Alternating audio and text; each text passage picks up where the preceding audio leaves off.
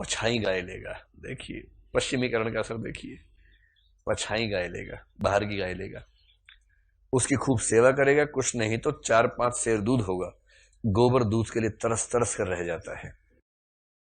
इस उम्र में न खाया पिया तो फिर कब खाएगा? साल भर भी दूध पी ले तो देखने लायक हो जाए।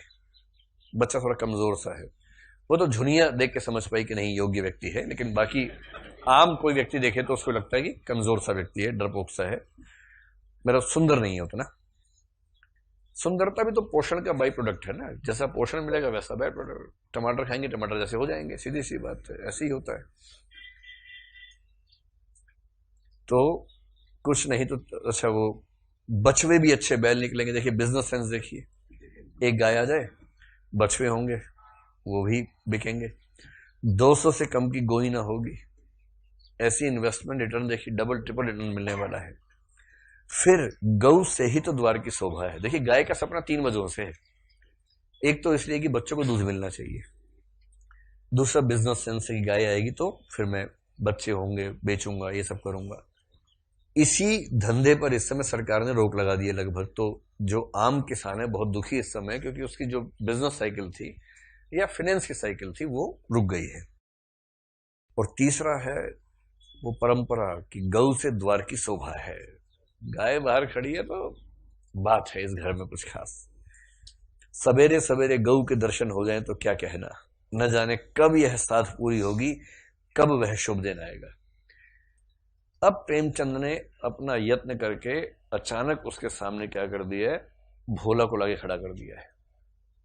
ये जा रहा है, ये मालिकों से मिलता रहता है, लोग सलाम करते हैं, इसको बड़ा खुश होता है कि मुझे सलाम कर रहे हैं, क्योंकि मैं दरबार में जाता रहता हूं, तो इसी बात से खुश है। सहसा उसने देखा भोला अपनी गाय लिए इसी तरफ चला रहा है। भोला इस उपन्यास का सबसे बड़ा पीस है। वैसे तो भारत एक पीस प्रधान देश है, तो पीस जगह जगह मिलते हैं, लेकिन इस उपन्यास में सबसे बड़ा पीस कौन है? भोला है। ये शुरू के 2 पेज पढ़ के तबीयत हरी हो जाती है, लगता है प्रेमचंद क्या खा के लिखते होंगे भाई, इतना महान कैसे लिखते होंगे।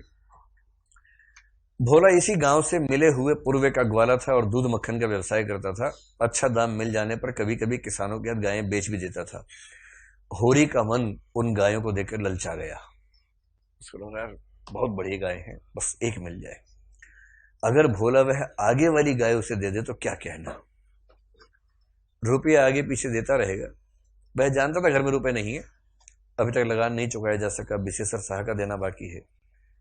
लेकिन दरिद्रता में जो एक प्रकार की अदूरदर्शिता होती है, वह निर्लज्जता जो तकाजे गाली और मार से भी भयभीत नहीं होती, उसने उसे प्रोत्साहित किया। एक समय तक क्या होता है, आदमी अपनी शान को लेकर बड़ा चिंतित रहता है कि उधार लिया, सही टाइम पे वापस कर दिया, लो भाई लो, मेरे ऊपर कोई उधार नहीं है, मैं एकदम साफ हूं, कोई ऋणग्रस्त नहीं हूं।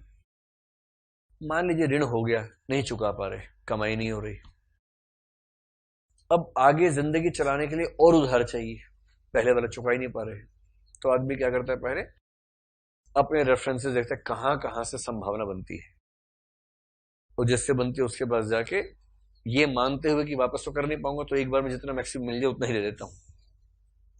यहां से लिया, वहां से लिया, वहां से लिया, जहां जहां से हो सकता था, सब खत्म हो गया। अब लोगों ने शर्म छोड़ के तकाजे करना शुरू कर दिया, भाई पैसे वापस करो, फोन करते हैं, क्यों नहीं मिल रहे तुम, पैसे दो। इसको पता है दे ही नहीं सकता, संभव ही नहीं। तो एक समय के बाद क्या होता है कि शर्म हया वो सब खत्म हो जाता है। मुश्किलें इतनी हुई मुझ पर की आशा हो गई, इतनी मुश्किलें पड़ी कि अब चीजें आसान लगने लग गई।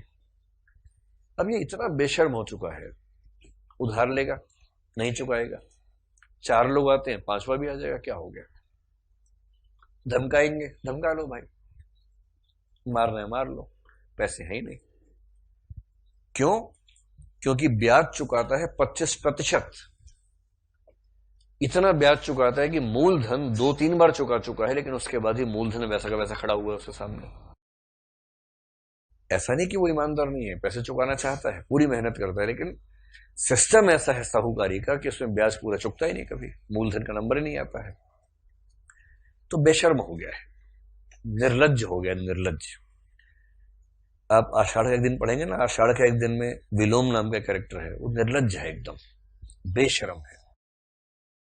जैसे आप सोच के देखिए, मान लीजिए आप किसी को पसंद करते हैं, मान लीजिए, ठीक है, और आप ये भी सोचते हैं कि मुझे बात करके कोशिश करनी चाहिए एक बार, ताकि बाद में खुद को ये कह सकूं कि मैंने प्रयास कर लिया था अपनी ओर से। बेशक सफल हो ना हो क्या फर्क पड़ता है, लेकिन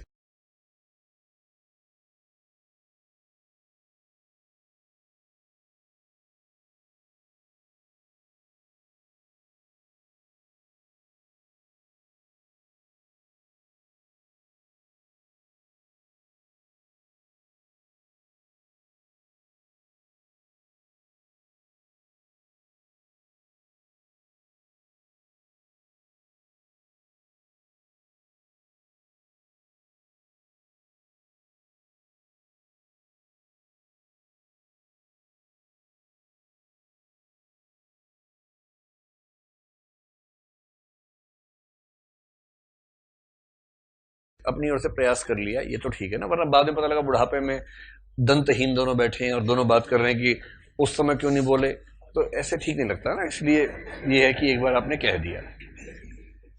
अब कल्पना कीजिए, मैं इसके बाद की बात कह रहा हूं, मान लीजिए आपने किसी से कहा कि देखिए आप मुझे अच्छे लगते हैं या आप मुझे अच्छी लगती हैं, क्या हम कॉफी पीने सीसीडी चल सकते हैं? सामने वाला क्या बोलेगा? तीन में से एक ऑप्शन बोलेगा, एक बोलेगा कि हाँ चल सकते हैं, एक तो ये हो सकता है, मतलब ऐसे नहीं बोलेगा सीधे, थोड़ा देखते हैं, कल बात करेंगे, सोचना होगा। सीधे बोलने से वैल्यू कम हो जाती है ना, तो थोड़ा